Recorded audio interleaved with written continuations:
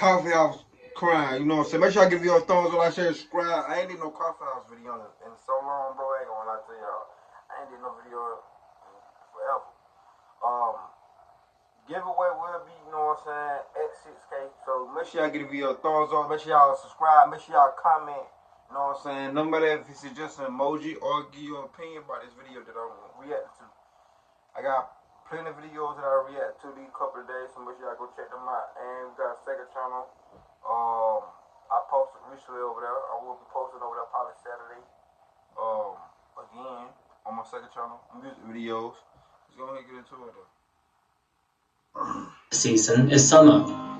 We're in Cherry Hills Village in Colorado, and at the time, the city was called home to over 5,000 residents. And one of those residents, her name was Sylvia Quayle. Not a lot is known about Sylvia, or at least nothing that I could find, but she was born on the 23rd of September 1946. She grew up with her mother and father, and she has a younger sister, Jo. Sylvia was described to light up the room whenever she walked in, and it was known that she loved her younger sister very much. The date was August the 3rd, 1981. It had been a particularly hot day that Monday, with temperatures reaching almost 85 degrees Fahrenheit.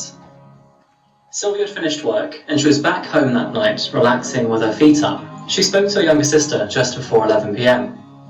Couldn't tell you what about, but everything was happy in the Quayle residence. The clock was ticking late in the evening though, and the two sisters, they had their own plans the following morning. So on that note, just after 11 p.m, they both said goodnight to each other over the phone and headed on to bed.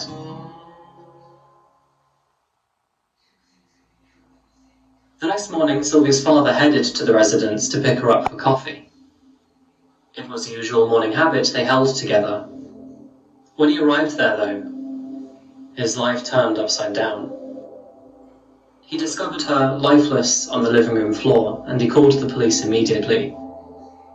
Authorities stated that at some point during the night between August the 3rd and 4th, she had been assaulted before being strangled.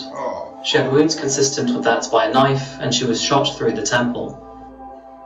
And shortly after had succumbed to other injuries by an unknown suspect.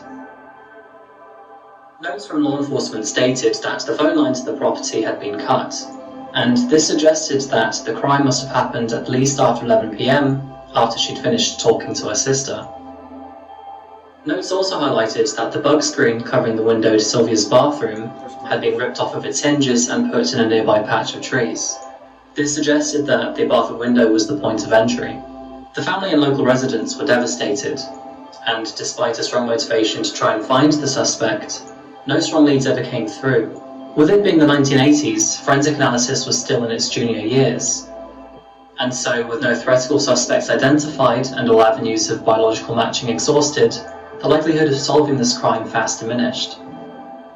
With enthusiasm to maybe solve this case one day in the future, police along with forensic analysts gathered up pieces of evidence and the crime scene and stored them all in the container, should any new technologies in the future help to one day solve this case.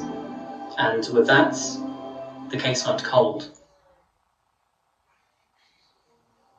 Damn, they ain't figure out who did it. 2 years later, in 1983, law enforcement decided to look back at the case.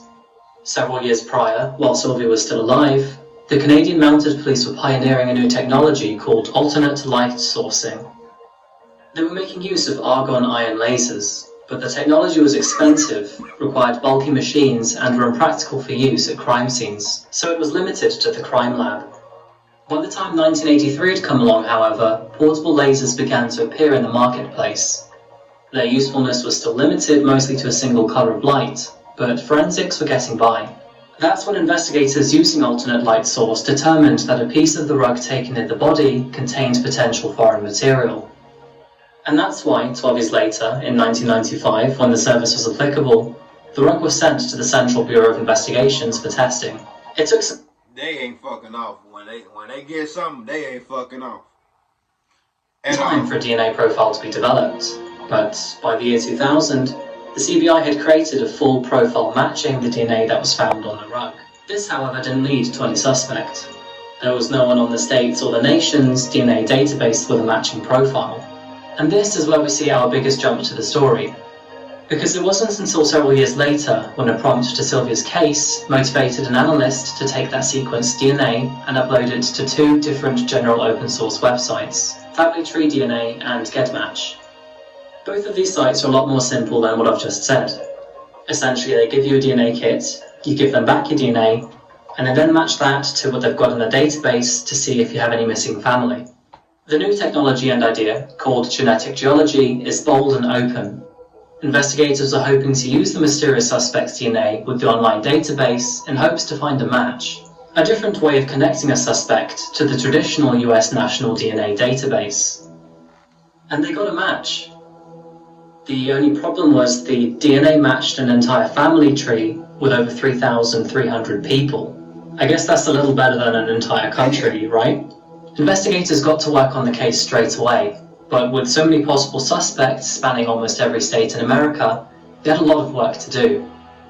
And it took a huge amount of effort to narrow down the suspect to just one. The background work required to this new kind of identification technology is extensive, and it includes using the matching DNA to look over all sorts of newspapers and public records, finding out about those people and who they're related to, and where they're from, and where they lived. And eventually all that work in time looked like it was going to pay off, because of the 3,300 suspects, they managed to whittle down to just one.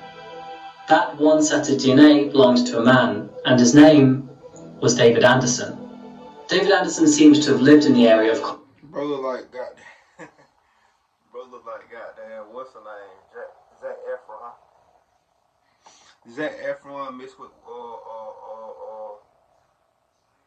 Colorado back in 1981, so the geography matched too. And the only sitch was that he'd moved by then. This would take detectives all the way over to Nebraska.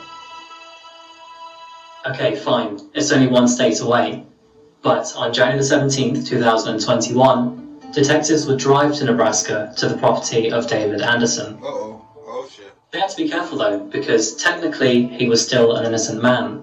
And they also didn't want to alert his suspicions to what they were trying to do. They gathered evidence of the property using Google Maps and information from the local council, and after camping in their vehicle for 2 days, watched David put his usual trash into the bin. They retrieved the bin bag and its contents, and in its contents they would find 2 empty beer bottles and a can of Coca-Cola vanilla. And while the beer bottles provided nothing, the vanilla Coke can was able to provide genetic material. They sent the can in for analysis, and 11 days... Bro, it's crazy. There's a way that they can do that, bro. No way. That should be, you know what I'm saying, a crime, but, you know what I'm saying, the GBI, they gonna find every type of way to get around that, but I'm saying, like, if you know you done did something, you gotta be more careful. Later... And in fact, though, it been years, decades, you know what I'm saying, since he didn't do that, so he probably don't... He probably thought he wasn't even gonna get caught for this shit. To be honest with you. Which is the crazy part. January the 29th, 2021, results from the forensic laboratory came back. The DNA found on the rug from the crime scene in Sylvia's home matched the DNA of the Coke can. The analysis, pretty much confirming that David, he was there on the day that Sylvia died. David Anderson was arrested on the 10th of February 2021 at his home in Nebraska. He has since returned to Colorado to face his charges, including 2 counts of first-degree murder. I can't imagine, as a father myself. Prosecuted under the laws that were in place back in 1981. This means if convicted, he's likely to be sentenced to life without parole. Not that this means much anymore. David, he is now over 60 years of age. Ironically, to keep this case straightforward, I kept out the fact that in 1983, police thought they'd solved this case, when a drifter named Otis Elwood Toole confessed to Sylvia's murder. However, like his friend Henry Lee Lucas, Otis falsely confessed to several crimes at the time, and officials ultimately dropped the charge against him. Oh, he just wanted clout. And there we have it, 40 years. I wonder how long it took for him to feel safe that he was never going to be caught. How many years it took him until he stopped looking over his shoulder. It's fair to say that his crime didn't make him feel too guilty. I'm sure if he did, then he would have handed himself in years ago. So next time any of you out there that are thinking about committing a crime... No, don't say no shit like that. COFFEHOUSE. Oh, this old... And my bad, y'all. This is an old coffee house crime video. You know what I'm saying? I ain't know if y'all gonna, you know what I'm saying? Cause y'all been watching this motherfucker like that. You know, like that's why. You know what I'm saying? All these long videos, I'm finna stop for a minute, cause until I get my fan base back. I don't know. Ever since I've been demonetized, I don't know where all my people, all my 500, 600, 700, 200, 300, 400, 500 people gone. I don't know where y'all is gone. I don't know. But that being said, see when I see y'all, love y'all. Let's ride, man.